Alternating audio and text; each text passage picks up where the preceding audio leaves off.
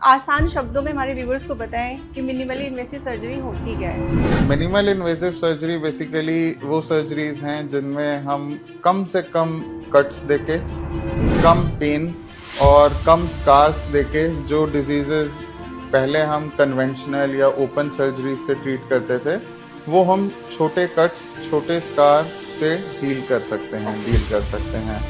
आज भी पेशेंट के माइंड में कौन सा सबसे बड़ा मिथ है इस सर्जरी को लेकर? पेशेंट के माइंड्स में एक मिथ होता है कि मिनिमल इन्वेसिव सर्जरी या लेप्रोस्कोपिक सर्जरी में डिजीज पूरी तरह ठीक नहीं होगी। Sir, piles, fistula and fissure, कुछ ये ऐसी प्रॉब्लम्स होती हैं जिनको लेके पेशेंट हमेशा हेजिटेट होते हैं, तो आप फिर कैसे डील करते हैं ऐसे पेशेंट्स को? पेशेंट्स फर्स्ट तो इन बीमारियों को लेके डॉक्टर से कंसल्ट करने में हेजिटेशन है। आज के टाइम में भी एक इसको लेकर हेजिटेट करते हैं कि किस तरह बताएं या फैमिली मेम्बर्स को कैसे बताएं। फीमेल्स हैं तो फैमिली में डिस्क्लोज नहीं करना चाहती कि भाई मुझे ये प्रॉब्लम हो रही है।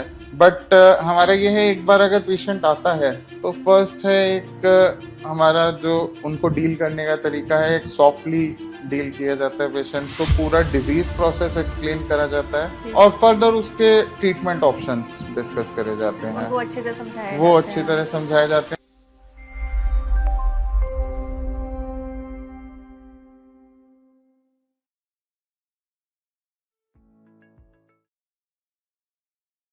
Hello everyone, blue ocean health next channel में आप सभी का स्वागत है। मैं हूं आपके साथ नम्रता सिंह। सर्जरी के नाम से अक्सर लोगों के दिलों की धड़कनें बढ़ जाती हैं। सर्जरी से या तो हम डर जाते हैं या फिर सर्जरी को एक लास्ट ऑप्शन के रूप में ही रखते हैं। क्या वाकई में सर्जरी एक लास्ट ऑप्शन होती है या फिर आज के मॉडर्न मेडिसिन के टाइम में इसका रोल बदल चुका है? आज इसी रियलिटी को जानने के लिए हमारे साथ हैं expert doctor Nitin Sardana. Doctor Nitin Sardana is an associate clinical director at department of GI minimally invasive and bariatric surgery at Marengo Asia hospitals, Faridabad. Welcome sir. Thank you. Sir, before we start our conversation, can you first tell our viewers why did you choose to become a doctor and then surgeon ही क्यों? So doctor बनना was more of circumstantial. I was born in a doctor's family. Both Okay. my parents are doctors. So the time, मतलब जिस time मैं study कर रहा था तो I didn't have much exposure of other fields. I Okay. used to see both my parents working, Right. being doctor, dealing with patients. So एक ही mind में था कि यही एक प्रोफेशन हो जैसे। मीन्स आपको तो माहौल ही शुरू से वही मिला माहौल ही है। वैसा था। फिर once I started studying, luckily I came through, selection हो गया। So that's how I became a doctor. And surgeon बनना was more in graduation days. जब we used to visit the wards, we used to visit the OTs, जो pace और जो thrill of surgical branches था वो that used to appeal me a lot. Okay. So that made me select a surgical branch. वहाँ से आपको inspiration आया Inspiration surgeon मिली, बनने। Okay exactly. सर। सर, आजकल एक टर्म बहुत ज़्यादा लोगों को पता तो है, minimally invasive surgery, Exact. But सही से लोगों को जानकारी नहीं है। तो आप आसान शब्दों में हमारे व्यूवर्स को बताएं कि मिनिमली Okay. इन्वेसिव सर्जरी होती क्या है। So minimal invasive surgery basically वो surgeries हैं जिनमें हम कम से कम cuts देके, जी। कम पेन और कम स्कार्स देके जो डिजीजेस पहले हम कन्वेंशनल या ओपन सर्जरी से ट्रीट करते थे वो हम छोटे कट्स, छोटे स्कार से हील कर सकते हैं, ओके। डील कर सकते हैं। जी। इनमें ज़्यादातर ऑलमोस्ट काफ़ी सर्जरीज इंक्लूडेड हैं, चाहे हम हेड एंड इनफैक्ट नेक से स्टार्ट करके ओके। चेस्ट की भी सर्जरीज आ गई हैं। मेरा जैसे प्राइमरी फील्ड एब्डोमिनल सर्जरीज, पेट जी। की सर्जरीज का है, वो लेप्रोस्कोपिक सर्जरीज। इन दोनों वर्ड्स हम चेंज करके यूज़ कर सकते हैं, बी इट लेप्रोस्कोपिक और minimal access. That okay. Means small cuts, early healing, less okay. Pain, quick recovery. तो ओके। वो surgeries minimal invasive surgeries okay. होती हैं। Means minimal invasive surgery and laparoscopy दोनों एक ही चीज़ है। Almost yes, they are okay. Synonyms okay. Basically. Sir, कौन सी बीमारियों का इलाज करने में सर्जरी का यूज़ होता है? सी ज़्यादातर ये सर्जरीज एब्डोमिनल सर्जरीज जो पेट की डिजीजेस हैं, like gall bladder surgeries, hernia surgeries, appendix, और अब यूरोलॉजिकल सर्जरीज हो गई, रीनल सर्जरीज हो गई, वो जी। मिनिमल इन्वेजिव सर्जरीज हैं। गायनेकोलॉजिकल प्रोसीजर्स हो गए, यूट्रस की सर्जरी, ओके, ओवेरियन सिस्ट्स की सर्जरीज, इवन कैंसर सर्जरीज जो पेट के ओके, कैंसर्स हैं वो मिनिमल इन्वेजिव या लेप्रोस्कोपिक सर्जरी से ट्रीट हो जाते हैं। ओके, पासिंग टाइम के साथ एडवांसेस इतने हो गए हैं कि अब हम चेस्ट के, लंग्स की कंडीशंस, इवन कार्डियक कंडीशंस को भी मिनिमल एक्सेस सर्जरी से ट्रीट कर सकते हैं। ओके, इवन थायराइड सर्जरी में भी अब minimal invasive surgery okay. Start हो चुकी है। मीन्स काफ़ी मतलब काफ़ी स्पेक्ट्रम काफ़ी वाइड है। काफ़ी वाइड है, हाँ। टेक्नोलॉजिकल एडवांसमेंट के यस, साथ अब थोड़ा यस। इसका स्पेक्ट्रम बढ़ता जा रहा है। जी सर। सर आपको अपनी फर्स्ट इंडिपेंडेंट सर्जरी याद है? वो आपका experience? Exactly, first independent surgery during residency days, जब मैं पोस्ट ग्रेजुएशन सर्जरी में कर रहा था, तो I think I was second year. So तब वही ट्रेंड होता था कि seniors use to, first we use to assess the seniors, then जब थोड़ा उन्हें कॉन्फिडेंस आता था, they use to give us the independent surgeries, they use to okay, observe okay, and be on standby. So yes, I think my first independent surgery was appendectomy. That okay, was more of a open surgery in those days. So okay. that was really means a milestone for me. या because Uh, it was first independent exactly. Surgery. And then there was a trend कि जब भी कोई first surgery independent कर रहा है तो पूरी unit को, department को okay, we had to give a treat. Okay. So that's why it made it more special for for appreciation and appreciation. That's Yeah. Great. Sir initial stage में आपको किस टाइप के चैलेंजेस आए? Technical थे या patient trust related? Exactly, जब मैंने start किया था ये सर्जरी ट्रेनिंग, तो दोज डेज में क्या होता था कि जो लेप्रोस्कोप्स होते थे उतने हाई क्वालिटी के नहीं होते थे, तो टेक्निकल चैलेंजेस उससे रिलेटेड होते थे कि कभी कार्बन डाइऑक्साइड इसमें यूज़ होती है, ओके, डिजिटल डिस्प्लेज यूज़ होते हैं, तो कोई भी एक सिस्टम अगर काम नहीं कर रहा है तो वो लेप्रोस्कोपिक सर्जरी नहीं हो पाती थी। ओह, तो बट अब पासिंग टाइम के साथ एडवांसमेंट्स काफ़ी आ गई हैं, तो हुँ। अब वो चैलेंजेस कम हो गए हैं। इनिशियल डेज में तो ये टेक्निकल चैलेंजेस थे। आज भी पेशेंट के माइंड में कौन-सा सबसे बड़ा मिथ है इस सर्जरी को लेके? पेशेंट के माइंड्स में एक मिथ होता है कि मिनिमल इन्वेजिव सर्जरी या लेप्रोस्कोपिक सर्जरी में डिजीज पूरी तरह ठीक नहीं होगी। अच्छा, लाइक हम कुछ छोड़ देंगे अंदर, ओके, पूरा टिश्यू से गॉल ब्लैडर निकालना है, कुछ रह जाएगा, ओके, स्टोन रह जाएंगे, या कुछ उसका पार्ट रह जाएगा क्योंकि इतने छोटे से कट से कैसे हो जाएगी। राइट, इनफैक्ट या से हिस्टेक्टमी, दैट इज यूट्रस की जो लेप्रोस्कोपिक सर्जरी है, कि वो पूरा कैसे निकलेगा। राइट, तो हमें काफ़ी काउंसिल करके समझाना पड़ता है राइट, प्रोसीजर टेक्निक, कि हम स्मॉल कट से पूरी डिजीज़ वैसे ही ट्रीट करेंगे जो हम पहले ओपन टेक्निक से बड़े कट दे के करते थे। ओके, तो वो एक माइंड में पेशेंट्स के हमेशा रहता है कि कि कुछ रह जाएगा, हाँ, कि मीन्स इतने छोटे अगर स्कार हैं तो फिर एग्जैक्टली कैसे कैसे कोई पूरी हाँ, डिजीज़ ट्रीट होगी, ट्रीट ये होगी, एक राइट, पेशेंट के माइंड में मिथ रहता है। Okay sir. सर कोई ऐसा मेमोरेबल केस हो आपका गॉल स्टोन या फिर कोई ऐसा जो जिसने कोई सिग्निफिकेंट रोल प्ले किया हो इस सर्जरी के करने से? देखो, ट्रेनिंग से लेकर एक्सपीरियंस, काफ़ी ऐसे चैलेंजिंग केसेस हमें देखने को मिलते हैं डे टू डे, मतलब डेली जब सर्जरीज कर रहे होते हैं। बट डेफिनेटली कुछ डिफ़िकल्ट केसेस होते हैं जो हम जो नॉर्मली अगर देखा जाए ओपन टेक्निक से करे जा रहे होते हैं, और हम उसे लेप्रोस्कोपी से सेम रिजल्ट दे पाते हैं, जी, जहाँ पेशेंट की जल्दी रिकवरी हो रही है। तो वो पेशेंट्स आपको आगे मूव करने के लिए या और चैलेंजिंग केसेस लेने के लिए एक कॉन्फिडेंस देते हैं। तो राइट, जैसे कि से गॉल ब्लैडर अगर लॉन्ग स्टैंडिंग है, कॉम्प्लिकेट हो गया है, मींस कई बार रप्चर हो जाता है, पस बन जाती है। ओके, इनफैक्ट हर्निया के केसेस में अगर डिले हो जाए तो बॉवेल खराब होने लग जाती है, तो वो सर्जरी बड़ी हो जाती है, ओके, कई बार ओपन करने की ज़रूरत पड़ जाती है। बट अगर उन केसेस को हम मिनिमल इन्वेजिव से मैनेज कर पाते हैं और वही रिजल्ट दे पाते हैं पेशेंट्स को, तो वो डेफिनेटली आपके साथ रह जाते हैं और वो जी, आगे चैलेंजिंग केसेस के लिए एक कॉन्फिडेंस दे के रखते हैं। Right, right. सर ऐसा भी होता है कि पेशेंट डिले कर देते हैं सर्जरी के नाम से डरने की वजह से डेफिनेटली एंड फिर यही उनकी कंडीशन यही वर्स हो एक जाती है। पॉइंट था कि ये कॉम्प्लिकेटेड केसेस जो होते हैं वो होते भी काफ़ी हद तक इस वजह से हैं कि पेशेंट थोड़ा डिजीज़ को लेके डिले करते हैं कि स्टोन ही तो है, अच्छा, राइट, जब सिम्टम्स आएंगे तब करा लेंगे, राइट, या अभी इतना नहीं है दिक्कत, बट जब वो कॉम्प्लिकेशन होती है तो वो टाइम बता के नहीं आती है। राइट। तो या फिर वो सर्जरी के नाम से भी डरते हैं कि हाँ, सर्जरी डेफिनेटली होगी तो सर्जरी के फिर थोड़ा नाम और से भी डिले कर डरते देते हैं, हैं, शायद ऐसे हाँ, सही हो एक जाए। फियर होता है पेशेंट्स के राइट, माइंड में। Okay sir. Sir piles, fistula and fissure कुछ ये ऐसी प्रॉब्लम्स होती हैं जिनको लेके पेशेंट हमेशा हेजिटेट होते हैं, तो आप फिर कैसे डील करते हैं ऐसे पेशेंट्स को? पेशेंट्स फर्स्ट तो इन बीमारियों को लेके डॉक्टर से कंसल्ट करने में हेजिटेशन है।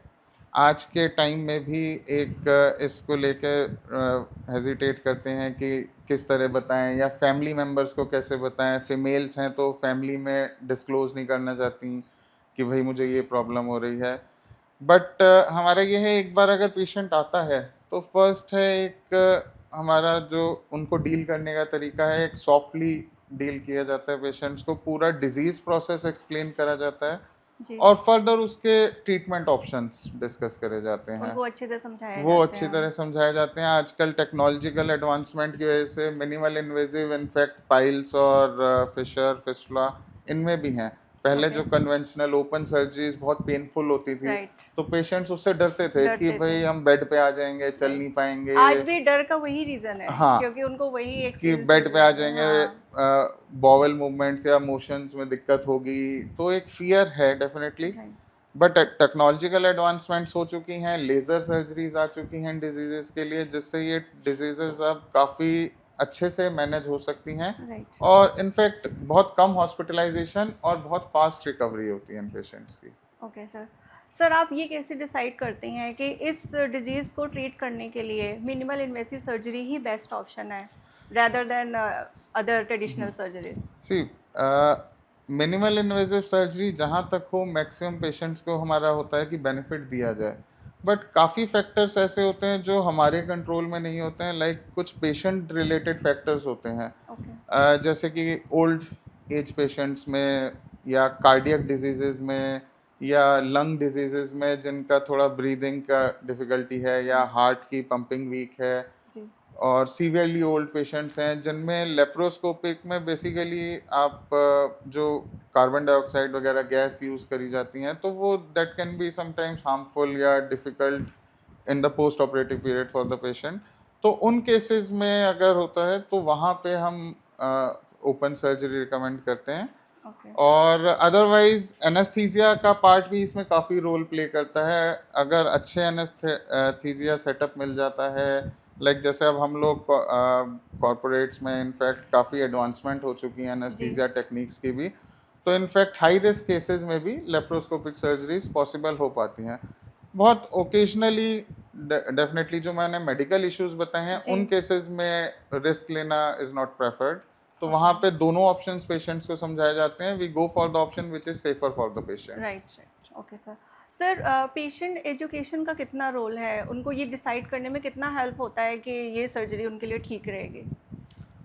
आई थिंक सबसे इम्पॉर्टेंट एक सर्जन के लिए, आई थिंक एक बार सर्जरी करने से पहले ये पार्ट ज़्यादा इम्पॉर्टेंट होता है हमारे लिए जी, कि हम पेशेंट को जो काउंसलिंग होती है तो वो बहुत मैटर करती है।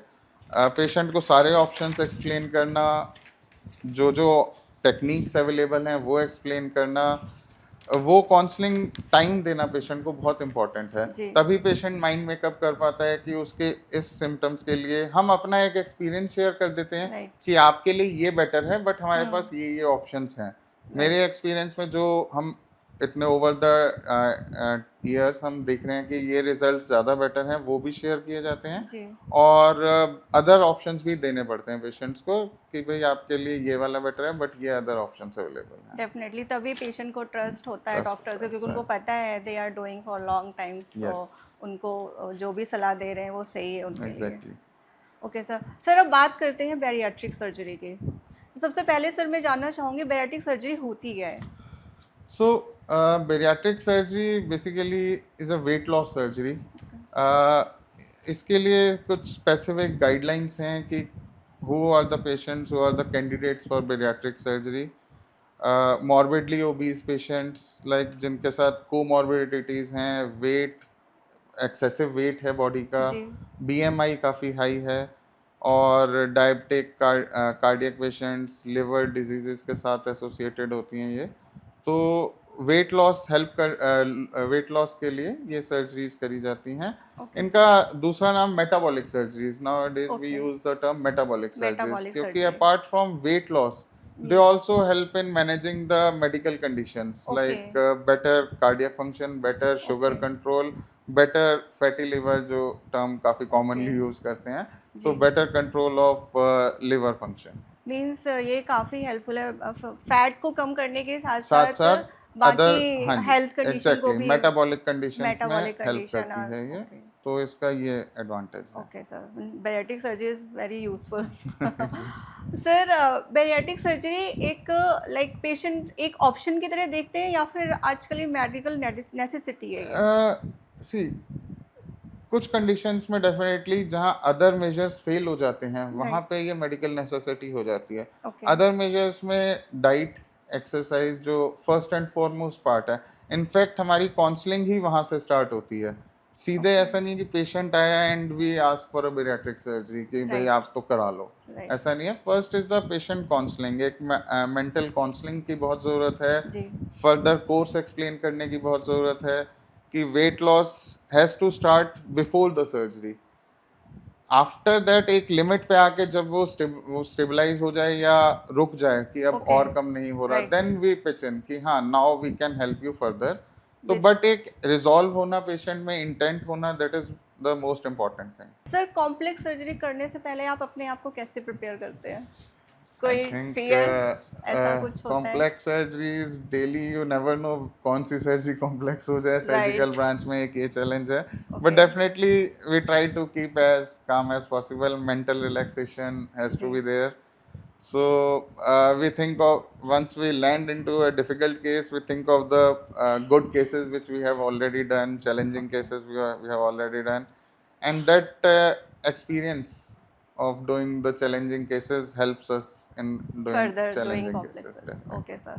और सर, पेशेंट को आज भी कौन सा सबसे बड़ा डर है इन सर्जरीज को कराने से पहले, और आप उनको कैसे रीअश्योर करते हैं?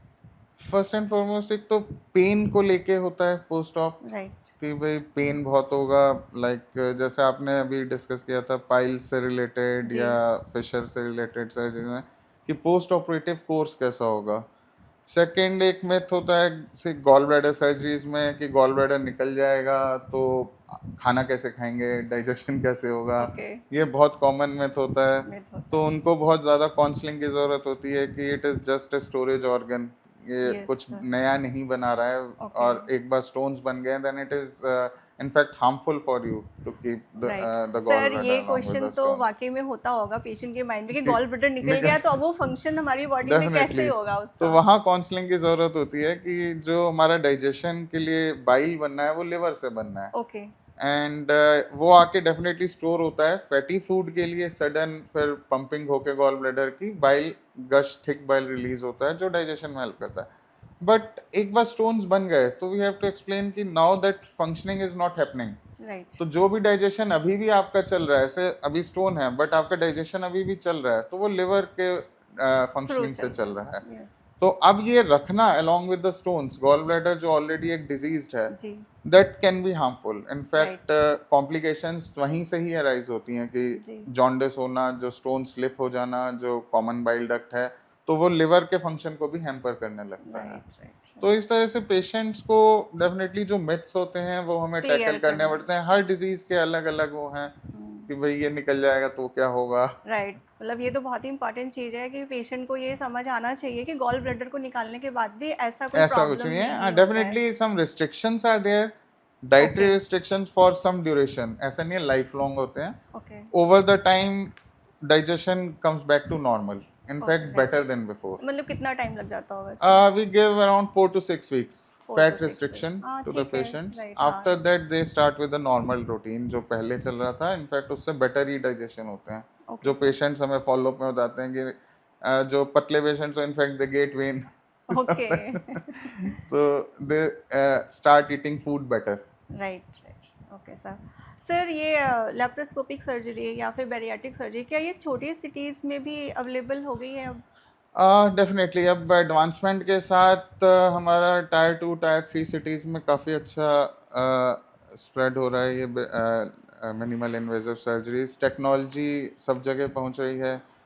सो डेफिनेटली कमिंग टाइम्स में इनफैक्ट रोबोटिक सर्जरीज अभी नहीं है, बट लेप्रोस्कोपिक सर्जरी पर से जो नॉर्मल रूटीन सर्जरीज हैं वो आ चुकी हैं. ओके, एडवांस्ड प्रोसीजर्स में still might take some time, but may be. it's definitely going to happen okay, in smaller cities. in smaller cities as मतलब well. जो स्मॉलर सिटीज़ में लोग रहते हैं वो भी इस प्रोसीजर का डेफिनेटली यूज़ रूटीन हो रहा है। सर्जरीज तो अभी भी हो रही हैं, जो राइट, हमने बात करी gall bladder hernias, renal okay, kidney surgeries, gynaecological procedures, ये सब हो रहे हैं. अच्छा, कुछ हाई एंड प्रोसीजर्स हैं डेफिनेटली. अभी वहाँ पे चैलेंज होता है कि सेटअप होना, उतने बड़े सेटअप होना, पोस्ट ऑपरेटिव कोर्स के लिए आईसीयूज होना, ट्रेंड स्टाफ होना, ट्रेंड डॉक्टर्स होना, जो उन प्रोसीजर्स लाइक कार्डियक प्रोसीजर्स हो गए, लंग प्रोसीजर्स हो गए, उनके लिए डेफिनेटली अभी भी बड़ी सिटीज़ में आने की ज़रूरत पड़ती है.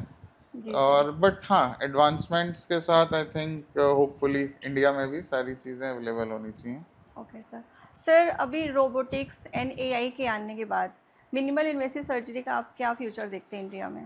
See, minimal invasive robotic is just a part of a minimal. It is also minimal invasive okay, surgery. It is just that it gives us better dissection, better instrumentation, handling okay, of tissues. So robotic is going to be the future now. Okay, AI again, AI helps in decision making. थोड़ा आपको उसमें help कर देता है. Otherwise it is a surgeon who is operating. In fact in right, robotic also it is a surgeon who is operating. Okay, just जो instruments जा रहे हैं वो एक आर्म्स या robotic arms we call it, उनके थ्रू हैंडल किए जा रहे होते हैं. बट जो स्टेप्स हो रहे होते हैं वो सर्जन के उससे ही सर्जन हो रहे कंट्रोल होते करते हैं. हैं उसको। तो अभी ये पार्ट ही है मिनिमल एक्सेस का. स्मॉलर सिटीज में जैसे हमने कहा वहाँ अभी टाइम लगेगा रोबोटिक्स आने में. जी, तो अभी still it's in the evolving phase, but definitely it's going to be the future in okay sir. Surgery. Sir, अभी एक रैपिड फायर सेगमेंट है हमारा, श्योर शॉर्ट क्वेश्चंस के शॉर्ट श्योर आंसर्स। श्योर. तो सर, मैं आपसे कुछ क्वेश्चंस पूछूंगी. सर, एक कंडीशन जो पेशेंट सबसे ज़्यादा इग्नोर करते हैं? आई थिंक पेट दर्द ओके, एंड कॉन्स्टिपेशन, दो चीज़ें मैं बोलूँगा. पेट दर्द जो कि it can be anything like gall bladder stone हो सकता है. हर एक को होता है गैस, राइट, गैस बन रही है, तो एक वो कंडीशन होती है. एक कॉन्स्टिपेशन जिससे जो पाइल्स और जो फिशर जैसी डिजीजेज होती हैं, तो वो बहुत ज़्यादा इग्नोर की जाती हैं, कि मतलब उस पर ध्यान नहीं दिया जाता, उसके बारे में डिस्कस नहीं किया जाता. राइट, तो ये दो डिजीजेज. Okay sir. सर, एक ऐसी हैबिट जो पेशेंट को सर्जरी से बचा सकती है? Definitely first thing is diet okay, and lifestyle. Diet means fluid intake adequate, और जो आपकी डाइट है that should be more.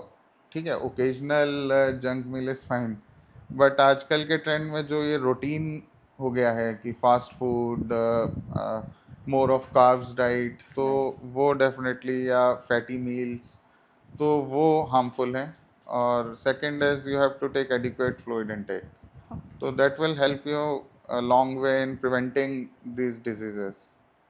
Sir, ऐसे पेशेंट्स के लिए मैसेज जो ये बोलते हैं कि अभी ट्रीटमेंट कराने के लिए टाइम नहीं है?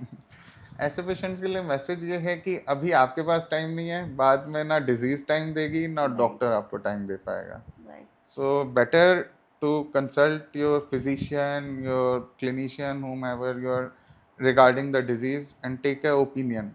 If you are diagnosed with anything, just if you are having any symptom, just don't ignore the symptom. Have a consultation. Sir, अगर आप सर्जन नहीं होते तो क्या होते? सर्जन नहीं होता. Never thought about it, but definitely मुझे कभी आपको ऐसा विचार आया कि अभी अगर मैं सर्जन नहीं होता तो शायद मैं ये कर सकता था? मीन्स मेडिकल लाइन में ही. नहीं, वो आपकी चॉइस है. मतलब आपने मेडिकल लाइन से अगर हटके doctor, if you talk about being a doctor, so एक एआई या डेफिनेटली एक कंप्यूटर साइंसेज का एक वो था मेरे में इंटरेस्ट, ओके, तो even I had opted for maths during my 12th 11th and 12th okay, board, तो आई हैड इन माइंड कि अगर ये नहीं हुआ तो I might become an plan engineer be, and computer sciences, okay sir, but luckily I got through the right, pre-medical that's exams and great, became a okay. doctor.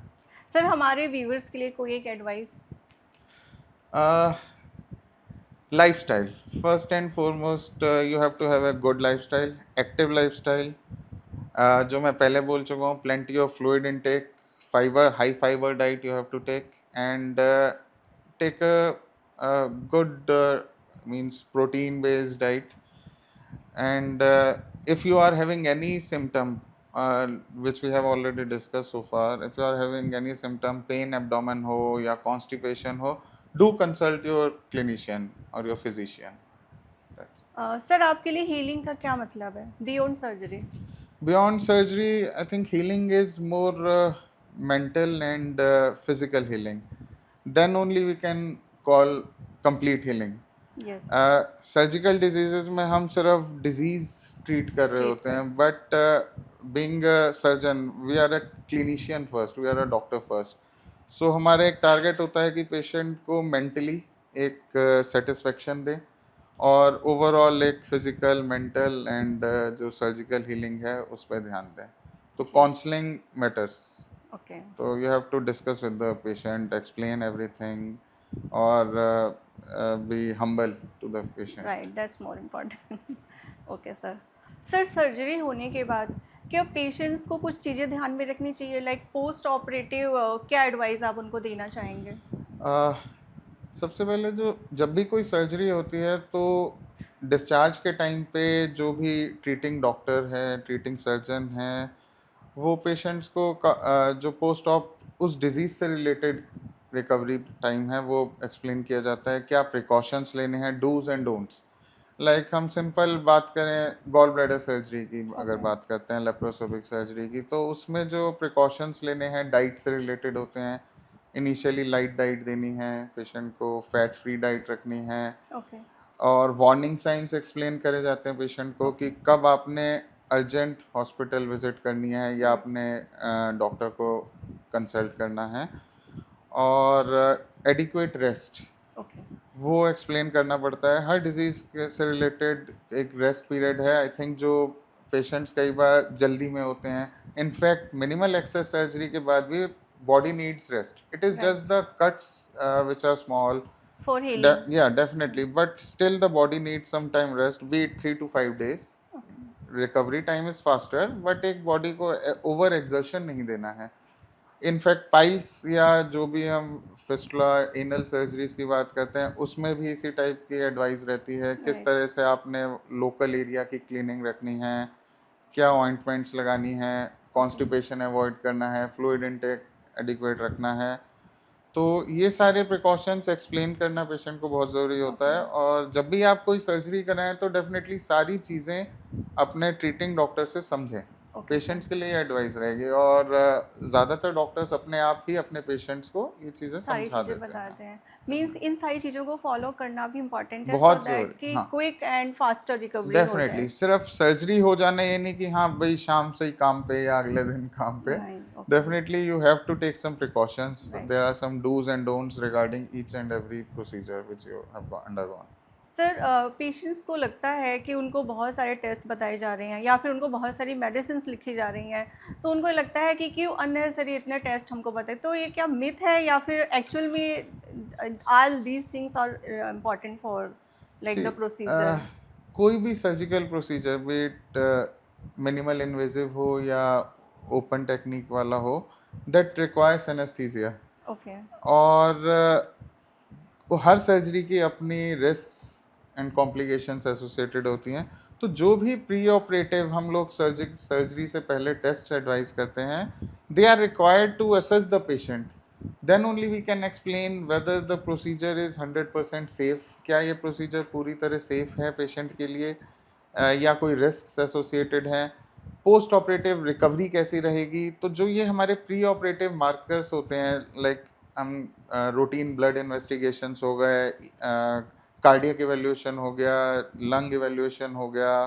तो ये सारी चीज़ें एक रूटीन है, एक प्रोटोकॉल है, किसी भी सर्जरी से पहले रिकमेंडेड होती हैं। इनफैक्ट कई केसेस में थोड़ा हाई एंड स्ट्रेस इकोज वगैरह भी करे जाते हैं ओल्ड पेशेंट्स में या कार्डियक पेशेंट्स में, हाइपरटेंशन पेशेंट्स में।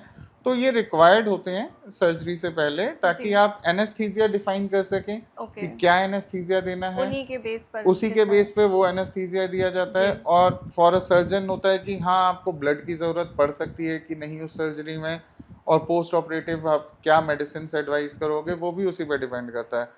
और रिगार्डिंग मेडिसिन देने की बात रही, कोई डॉक्टर अननेसेसरी मेडिसिन नहीं देगा। कुछ मेडिसिन पोस्ट ऑपरेटिव हीलिंग के लिए रिक्वायर्ड होती हैं। अगर एंटीबायोटिक्स की कुछ डिजीज़ में ज़रूरत है तो वहाँ भी वो भी दी जाती हैं। पेन रिलीफ के लिए दी जाती हैं, बॉवल हैबिट्स के लिए दी जाती ओके। हैं, कुछ सप्लीमेंट्स दिए जाते हैं फॉर अ बेटर हीलिंग। तो एक पेशेंट के माइंड में डेफिनेटली होता होगा बहुत ज़्यादा टेस्ट करा दिए, ज़्यादा अपने दवाइयाँ भी इतनी दे रहे हैं, बट ये सारा एक ट्रीटमेंट का ही पार्ट है।